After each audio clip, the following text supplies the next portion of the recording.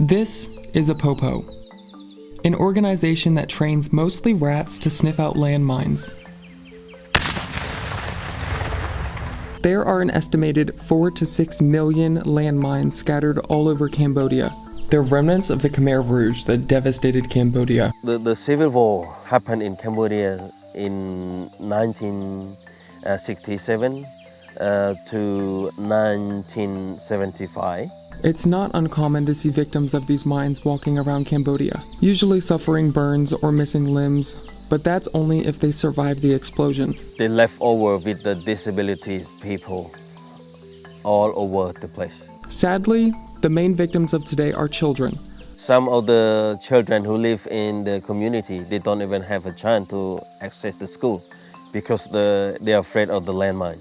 Most of the people who live in the community, they risk their lives every day. Anywhere there is solid ground, there could be a mine. It keeps communities from exploring nature and developing further because every step that they take outside of their safe area could take their life. The most common question is, why do these people not move to safer land? It's just a simple thing, is that they have no other choice. Most of them have too many kids. They don't have education, they cannot get job that can provide.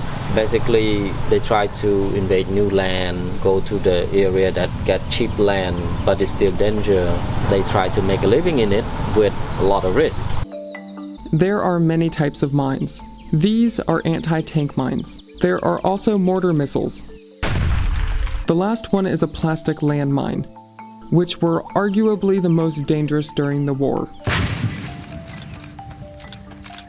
The people of Cambodia need help clearing out these millions of mines, and these little guys are the solution. African giant pouch rats. Their name coming from their cheeks that they store food in like a pouch. Pretty big. Yeah, oh, well, that's not that big yet. Really funny. We are. New best friend. The rats are born and trained in Tanzania.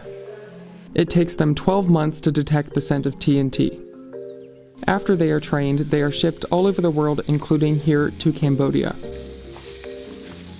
They're practically blind because they're nocturnal, but they make up for their lack of vision with their extremely sensitive sense of smell and their hearing. They can detect a trillionth of a gram of TNT up to a meter away underground. They're also light enough to not detonate the mines that they walk over. The rats have to have a strict 100% accuracy. There isn't any room for mistakes. If one mine is missed, the rat is immediately retired. So the rat can do excellent job, 100% clear.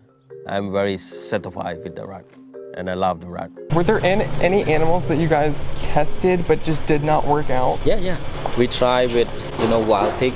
It worked, the smell, but it doesn't work with all other conditions. A heavy and other animal too, like monkey. They good. They like good at sniffing, but they almost closer to people. Alongside rats, they have also found great results with canines, also using their sense of smell to detect mines. Since they're nocturnal, all work is done in the early morning.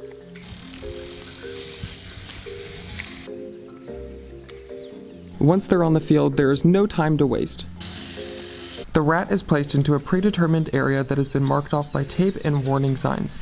They are put into a harness that is attached to a rope being held by 2 deminers on each end. The rat then walks back and forth in a grid across the entire area of the marked off location.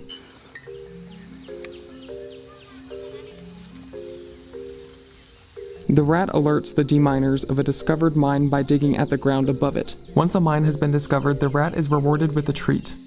The traditional method of finding mines was by using a metal detector. With metal detector can take up to 4 days, but the rat detecting explosive. So the same size, the rat take only like a tennis court size, about 30 minutes. The rats are so much quicker because they aren't detecting the smell of metal.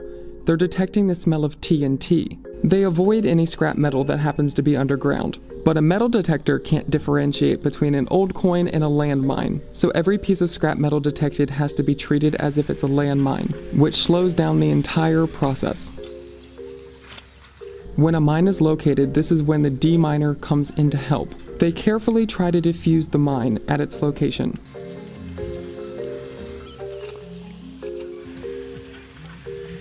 If a mine cannot be defused, a location marker is placed next to it. The mine is then detonated from a safe distance.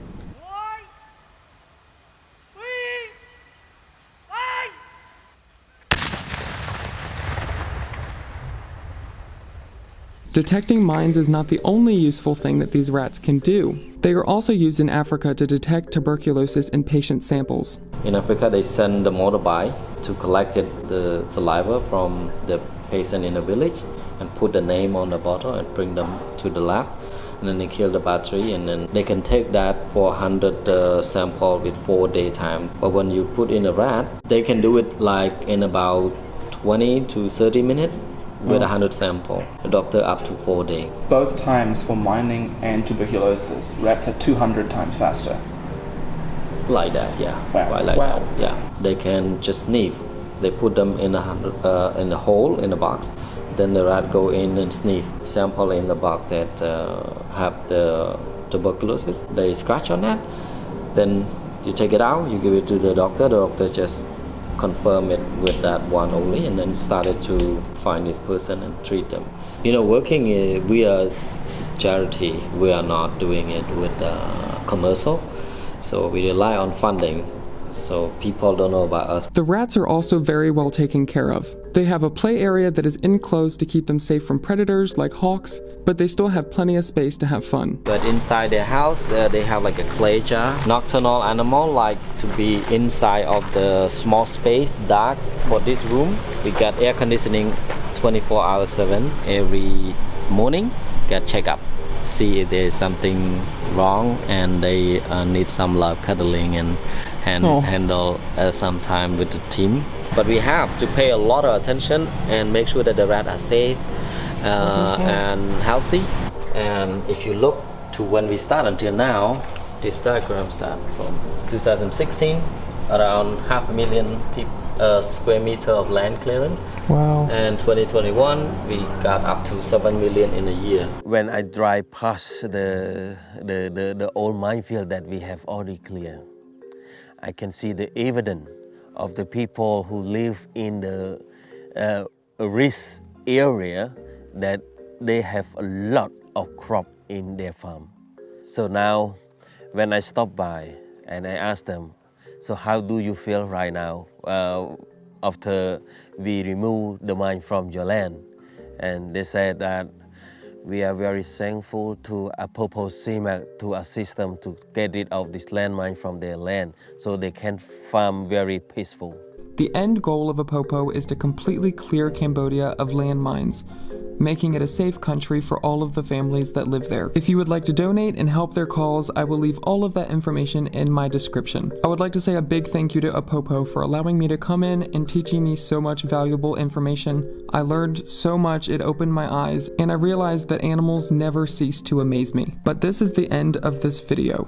Before I go, I would like to say a big thank you to everyone who supports the channel on Patreon. Thank you guys so very much, I greatly appreciate it. Because of you, I'm able to continue making content like this and also showing you guys all of the different places that the world has to offer. I plan on making more documentary style videos in the future, so if this is something that you enjoy, feel free to join along. And an extra special thank you goes to Eric Fast, Michael Posh, Scott Sweaters, and Britt Saunders. But thank you guys so very much. I greatly appreciate your support, but I think that is all that I have to say. Peace out. I'll see you in my next video. Bye-bye.